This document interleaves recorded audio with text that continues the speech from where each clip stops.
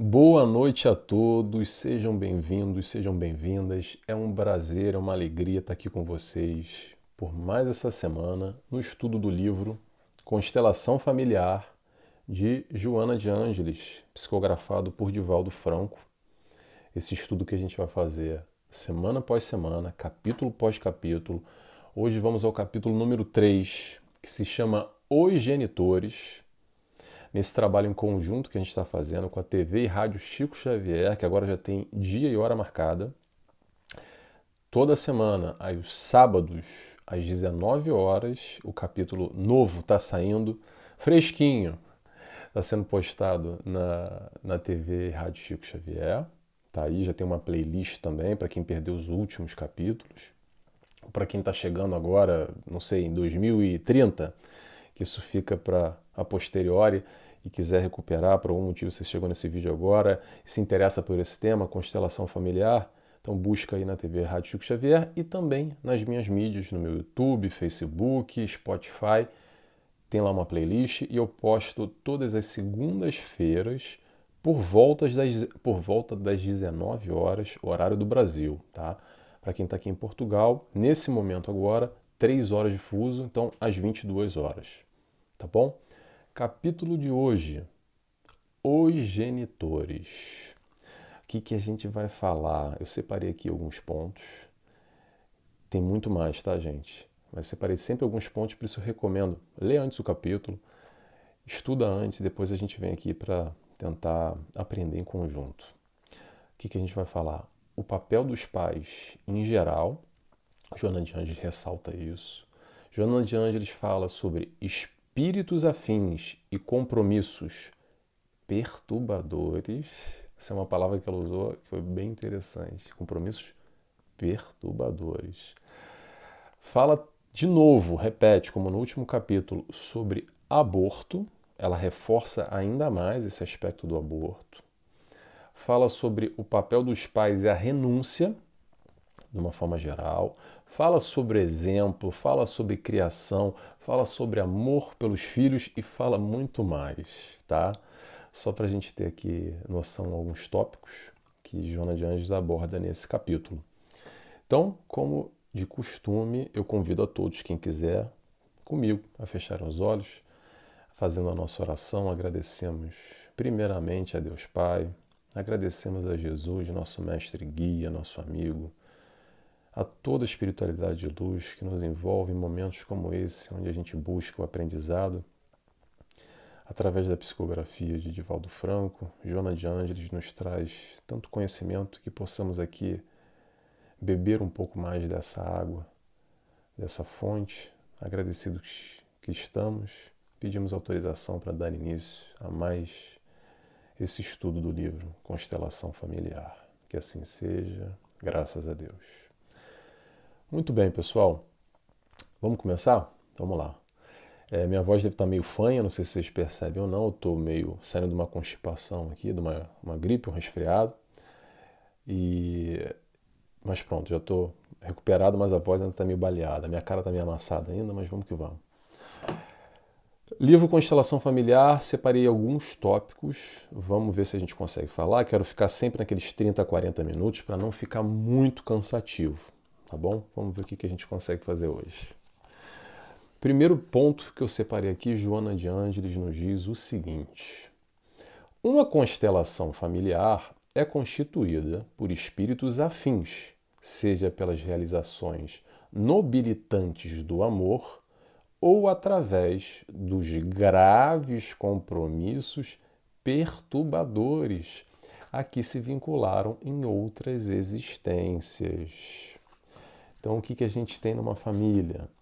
Temos, sim, espíritos afins que dão base, apoio, suporte, estrutura, e temos também os nossos graves compromissos perturbadores. Pergunta para vocês, tem alguém aí que acha que é flor que se cheire? Sim, 100%, sabe? Perfeito, sem problema nenhum. Que tem ali alguma característica, alguma mazela, algo a ser trabalhado? Quem se conhece mais ou menos não precisa fazer um grande processo de autoconhecimento, mas quem para e olha um pouco para si, e deixa baixar um pouco a máscara, o ego, e consegue se enxergar minimamente, consegue perceber ali algumas coisas não muito legais. E aí, por coincidência, entre aspas, tá? Estou falando aqui entre aspas que tem pessoas que me escutam no Spotify e não vão perceber aqui a ironia. Mas nesse momento a gente olha para o lado, na nossa família, e percebe que tem alguém igualzinho a gente, sabe? Com algumas manias, com um jeitinho assim, que incomoda, sabe? Mas parece eu. Sabe o que eu estou falando? Que por um acaso essa pessoa é tão perturbada quanto eu sou também, com os compromissos perturbadores, como a Joana de Ângeles disse. Que coincidência, né? E isso que a gente está falando vai muito além dessa parte de criação, de aprendizado num todo, tá? A gente está falando disso que nós trazemos, o que é inato, que nós trazemos na nossa bagagem de outras encarnações, esses compromissos que são sim realizados. Então, a gente está, de uma forma geral, fechado na família com aqueles no bom e no ruim, no amor e na mazela a ser trabalhada. Tá ok? Temos sim espíritos afins para dar suporte, para dar base, para dar estrutura nessa caminhada, nessa vida que é importantíssimo, aliás, é crucial, é essencial, mas também temos os tais compromissos perturbadores para resolver o barulho que a gente arrumou lá atrás. E a gente fez parte do barulho, a gente não é só vítima não, tá? Atenção, de alguma forma ali, não sei quem deu o primeiro tapa, mas a gente revidou no mínimo, tá bem? A gente faz parte desse barulho. Então, se a gente está hoje na mesma família, nesse reencontro, isso tudo faz parte, tá? Eu acho que Joana de Anjos vai sempre tocar nesse ponto, de alguma forma, nessa construção de raciocínio que ela faz, que não é à toa, que ela repete as coisas, capítulo pós capítulo, não é aleatório. Ela vai colocando tudo meticulosamente no momento certo, e por isso que ela repete, ou reforça, melhor dizendo, muitos aspectos. Vamos lá? Próximo ponto que eu separei. Joana de Ângeles nos diz: aos pais cabe a grave e operosa tarefa de autopreparação para o sublime cometimento, graças ao qual se desenvolvem num incessante crescendo os valores intelecto e morais, preparando-os para inestimáveis conquistas da paz e da felicidade que almejam. Então, o que a gente vai falar aqui? O papel dos pais. Qual é o papel dos pais que recebem essa criança, recebem esse espírito em seus braços? O papel dos pais é fornecer valores. E quando eu falo valores, vamos ter atenção que vai muito além do que o dinheiro pode comprar, tá bom? Do que o aspecto material. Porque sim, papai e mamãe trabalham duro e dão o máximo, se esforçam, estão lá trabalhando, suando a camisa o dia inteiro para prover o melhor acesso, a melhor educação, as melhores questões materiais, a melhor escola, pronto. Tudo isso é ótimo, mas a gente está falando de valores. Quando a gente fala de intelecto e moral, nesse crescimento, nessa evolução para esse espírito que está aqui chegando no nosso seio familiar, o intelecto é assim, é a educação não só na escola, mas o conhecimento também passado pelos pais. Um conhecimento num todo no aspecto intelectual, porque tem muita coisa que a escola não vai conseguir ensinar, tá bom? Agora, e o lado moral? Esse então, que é o principal, e muitos de nós falhamos, ou não vou dizer falhamos, tá, gente? Vamos dizer assim, a gente não dá tamanha atenção, tamanha importância ou pouca importância desse aspecto que é primordial. Por que eu estou dizendo que é primordial? Porque aqui na Terra, eu, você, teu filho, todos nós aqui, já desenvolvemos muito bem o aspecto intelectual e o que nos falta? O aspecto moral, tá bom? Então, principalmente para esses filhos que chegam no nosso seio familiar, a pergunta que fica é: quais são os ensinamentos, quais os valores que a gente está passando para essas crianças, muito além do que o aspecto material? O que a gente está ensinando? Interrogação. Fica a pergunta, tá? É bom que a gente não dá resposta, a gente traz perguntas, porque cada um vai encontrar a sua resposta. Próximo ponto. Joana de Ângeles. Peraí, eu não quero me perder, né, gente? Tem tanta coisa aqui. Pronto, achei. Joana de Ângeles nos diz: a paternidade, portanto, assim como a maternidade, deve ser responsável, consciente do significado da união, a fim de que sejam evitados os danosos recursos do aborto provocados, que sejam evitados os danosos recursos do aborto provocado e de suas lamentáveis mazelas de graves consequências. O aborto jamais resolve ou apaga os erros cometidos por imprevidência, dando lugar, atenção agora que é forte, tá? Ao crime do infanticídio, que agrava o processo evolutivo daquele que o comete.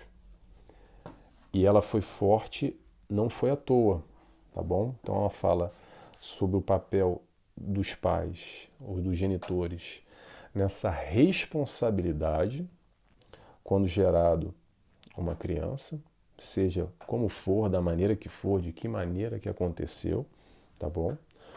Esse espírito está ali e ela fala aqui, bate forte e não à toa nessa questão do crime de infanticídio. E o que existe em algumas sociedades, tá? Porque isso varia muito de país para país. No Brasil é uma grande discussão, aqui em Portugal também, de alguma forma. Ainda é bastante discutido no mundo como um todo. A questão do aborto, e essa questão do aborto vai sempre na base fisiológica.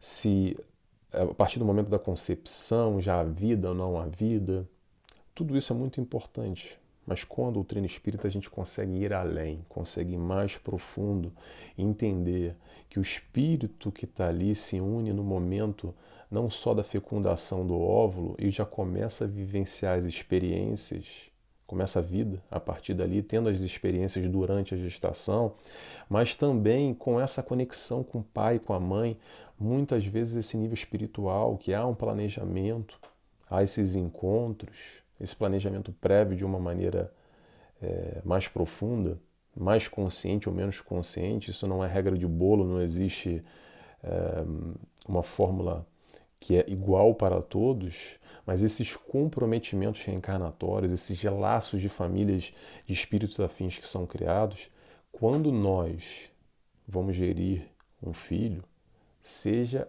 a questão como foi gerado, da maneira como for, a providência divina, a espiritualidade, prepara da melhor maneira aquele que vai reencarnar ao nosso lado, na nossa família, fazendo parte, nós, da encarnação desse espírito e esse espírito da nossa encarnação. Ali, ó, a troca.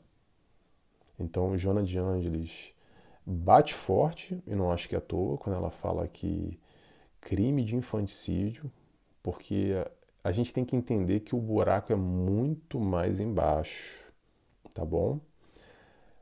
Há uma discussão e eu respeito todo mundo, tá bom? Porque o corpo é meu? Claro, o corpo é meu. Eu entendo e não vou discutir isso, mas eu também tenho o meu corpo e tenho uma mão aqui se eu quiser provocar um crime. E desculpa se eu estou machucando alguém, mas eu vou repetir o que o Joana de Ângeles falou. Crime, tá? Crime de infanticídio. Se for brigar, não briga só comigo não, briga com Joana, tá bom? Estou tentando fazer piada aqui para descontrair um pouco, gente, porque é um tema pesado. Eu sei que é um tema complicado. É um tema que mexe com muito sentimento, principalmente para quem já abortou. A ideia não é botar na parede e apontar dedo, pelo amor de Deus, tá, gente? Se já aconteceu, não carregue a culpa, tá? Fez parte daquele momento, da sua decisão. O importante é, a partir do momento que nós temos hoje um novo vislumbrar, uma nova perspectiva, uma nova visão, o que nós faremos amanhã, tá bom? A ideia aqui não é ficar apontando o dedo para ninguém, nem Joana de Ângeles, e eu muito menos quero fazer isso. Acho que o papel da Joana é sempre nos informar, trazer essa informação para, a partir dessa informação, a gente tomar a decisão que a gente queira tomar, porque temos o livre-arbítrio acima de tudo. Tá bem? Vamos lá? Vamos continuando aqui. Aqui Joana de Ângeles nos traz, que é o seguinte, próximo ponto.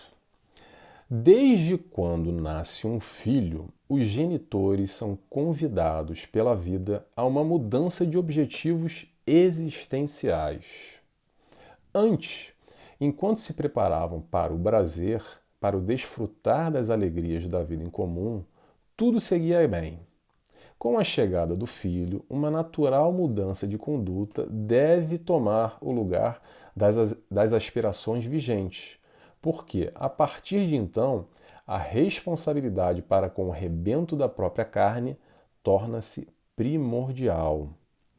Os cuidados que o recém-nascido exige alteram completamente os hábitos até então mantidos, propondo novas condutas e atividades, nas quais a renúncia pessoal começa a impor-se em benefício do ser frágil e em desenvolvimento que aguarda apoio e orientação. O que Joana fala aqui? Joana de Ângeles nos fala, que eu destaquei, renúncia. Será que os pais que estão juntos, são namorados, ficantes, aconteceu, pronto, será que eles estão preparados verdadeiramente a renunciar, a deixar talvez a vida de solteiro ou a vida de casal, onde eram um ou eram dois, e agora chega um terceiro elemento, essa criança, esse espírito que reencarna no seio familiar? Criança é essa que deve, vou frisar, deve ser o foco dos dois, o foco de atenção? Será que os pais estão preparados para abrir mão, para receber esse espírito que reencarna na nossa família e necessita desses pais? De novo, pessoal, a ideia aqui não é ficar agora, porque normalmente quando a gente lê uma coisa como essa, vou compartilhar com vocês, tá? Vou compartilhar um pouco aqui. A gente lembra logo, digo eu, não sei vocês. Eu lembro logo assim, já sei, aquele casal, nossa, estão fazendo errado, eu não deveria fazer assim. Olha, eu tô vendo aqui, a Joana de Ângeles está falando lá do casal tal, eu sei quem é. Que inconsequente. A ideia não é essa, gente. A ideia aqui não é ficar apontando o dedo, lembrando de ninguém.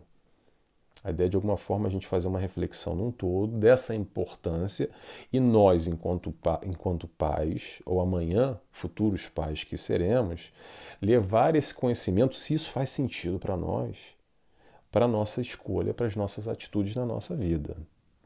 Tá bom? Não é para a gente ficar se questionando o vizinho lá, porque a fulaninha, porque aquele é meu primo, deveria estar fazendo assim, está fazendo errado, tá vendo? Olha, eu li lá no livro de Joana, um monte de besteira que eles estão fazendo. Cada um com a sua caminhada, cada um com o seu problema, cada um com suas escolhas. Vamos olhar para nós. Então, isso nos cabe? Isso veste? Maravilha. Não nos veste? Fica a informação. E se a gente puder, claro, multiplicar essa informação também, que assim seja, que a gente possa, de alguma forma, compartilhar a informação e esse ponto de vista mais ampliado num todo. Tá bom? Então, fica a pergunta: será que os pais estão preparados para renunciar à vida de antes, para essa nova vida, recebendo no seu seio familiar essa criança que necessita de todo esse amparo? Interrogação. Vamos seguindo? Vamos lá. Joana de Ângeles nos diz: a conduta dos genitores no relacionamento, de maneira equivalente, sofre alteração para melhor, porque educar é oferecer exemplos, desde que o educando copia com mais facilidade as lições vivas que lhes são apresentadas, antes que as teorias com que é informado. Isso é interessante porque sabe aquela frase, aquela história famosa, aquela frase que diz assim: faça o que eu digo, não faça o que eu faço, sabe? Não funciona muito bem não, tá, gente? O que funciona de verdade é o exemplo.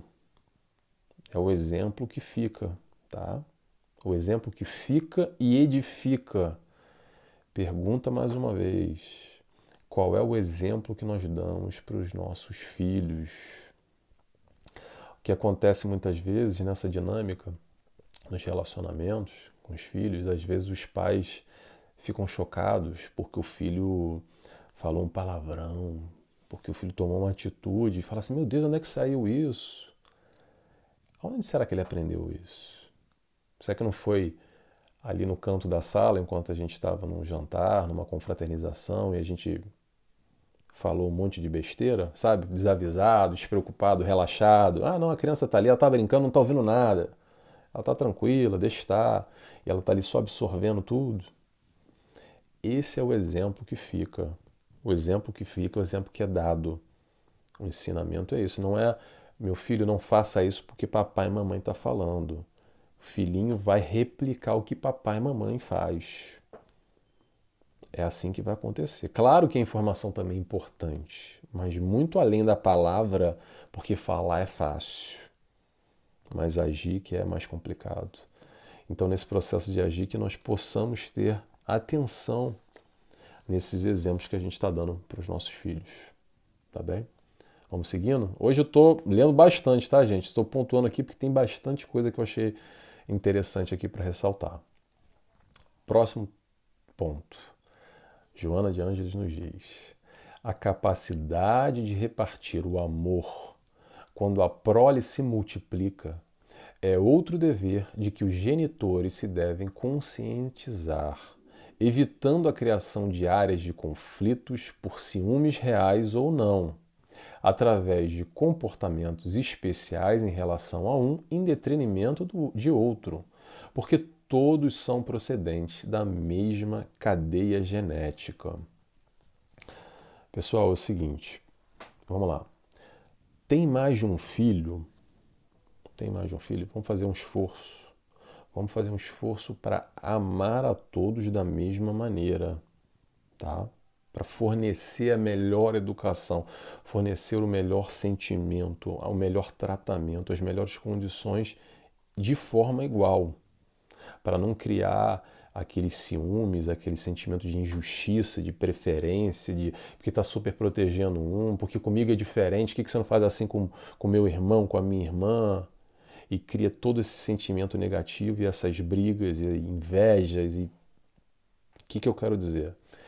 É normal, é natural, e vou frisar isso bastante, eu já falei isso em outros momentos, tá?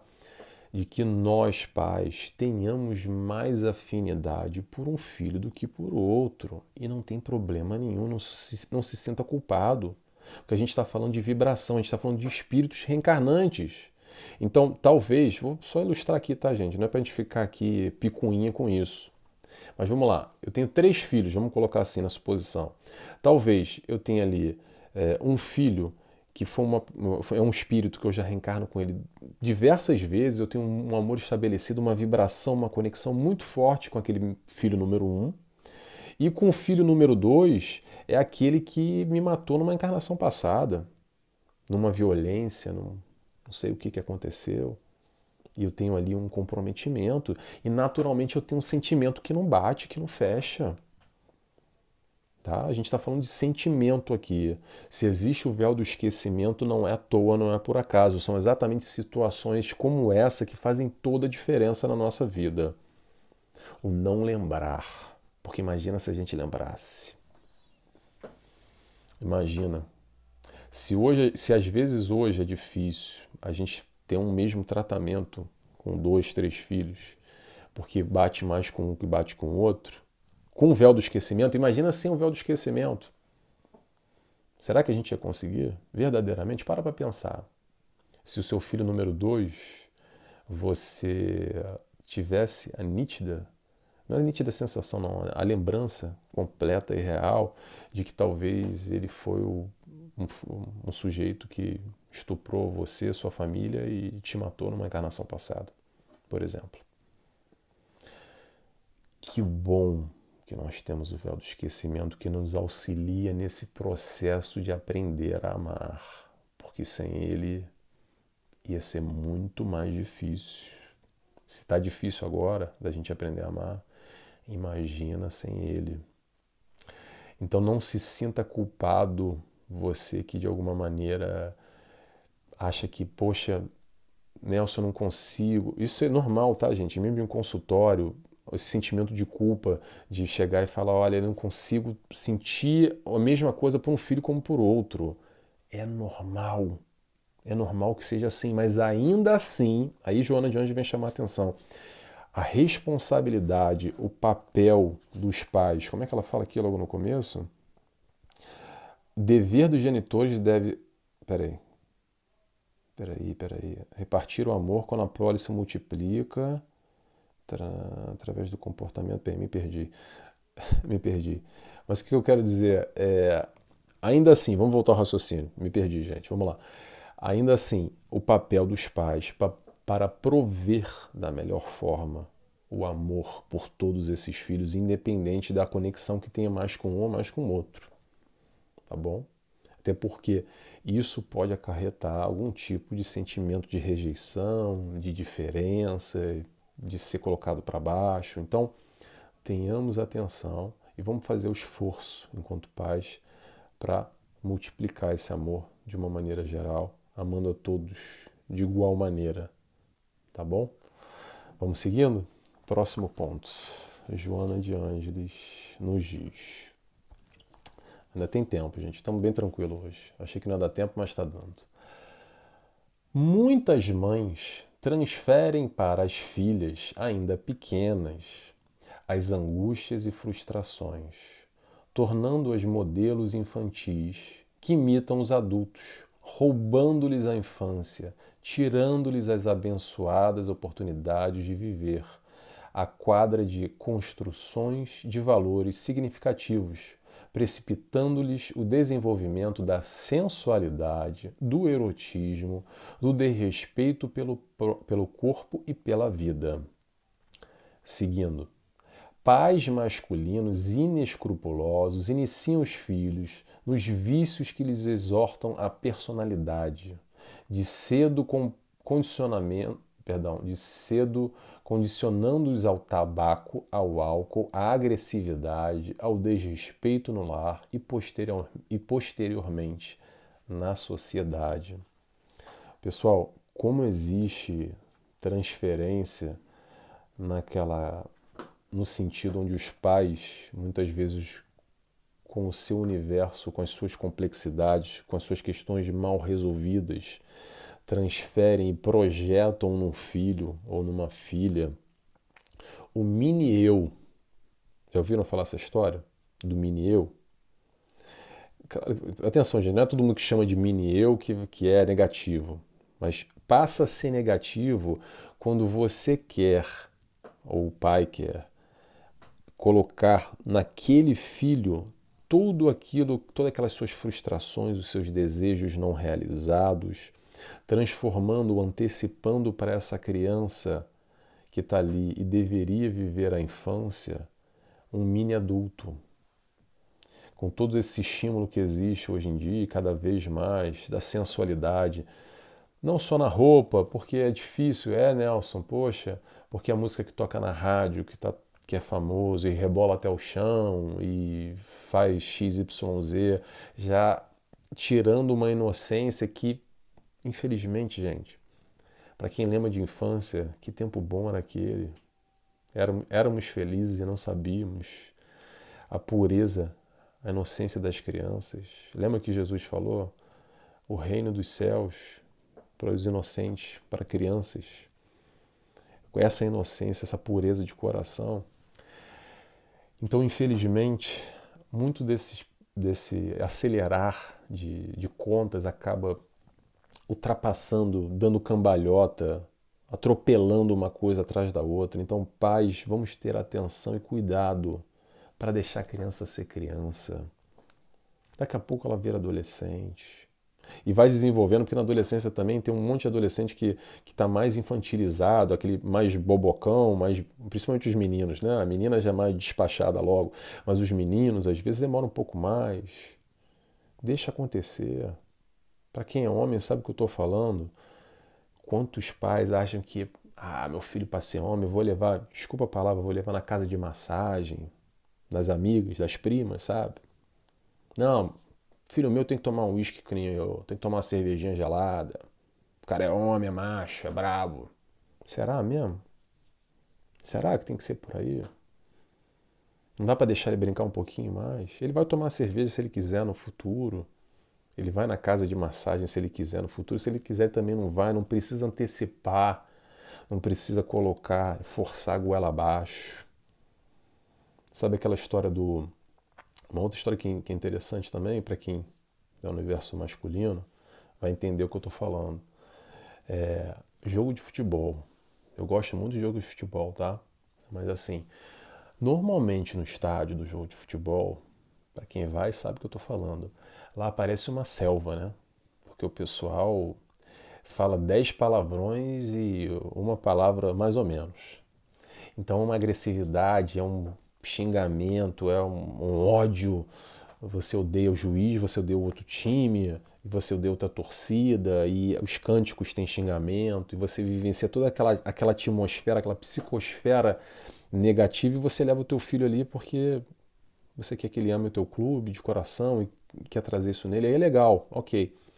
Mas presta atenção, a criança aprendeu ali, não fica ali somente.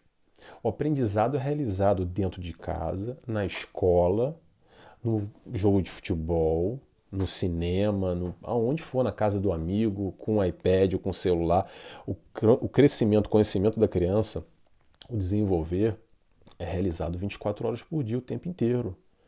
O que eu quero dizer com isso? Ah, Nelson, então você está falando que não é para levar a criança para estádio de futebol? Não, não é isso que eu estou querendo dizer.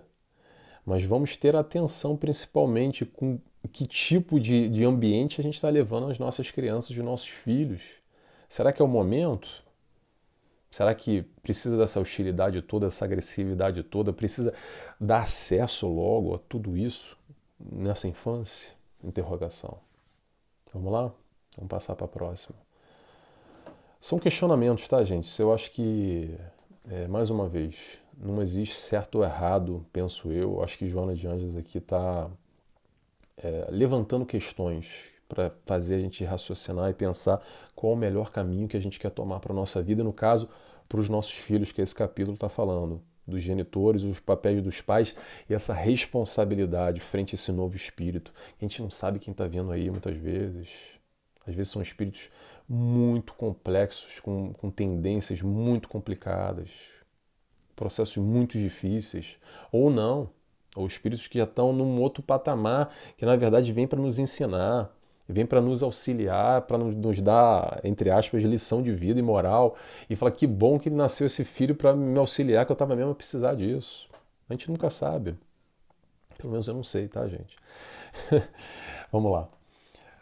O último ponto que eu separei aqui pra gente, que a gente já está no nosso horário, já passamos mais de meia hora.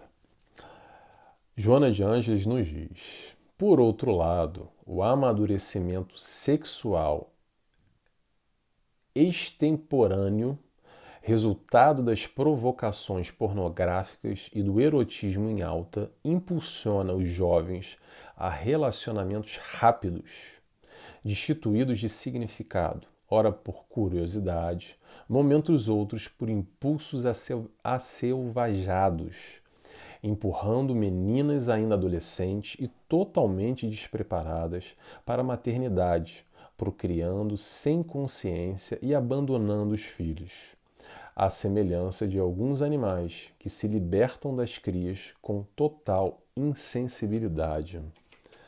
Pessoal, é criança gerando criança. Como esperar de uma criança diferente que ela nem vivenciou e já está fazendo sexo?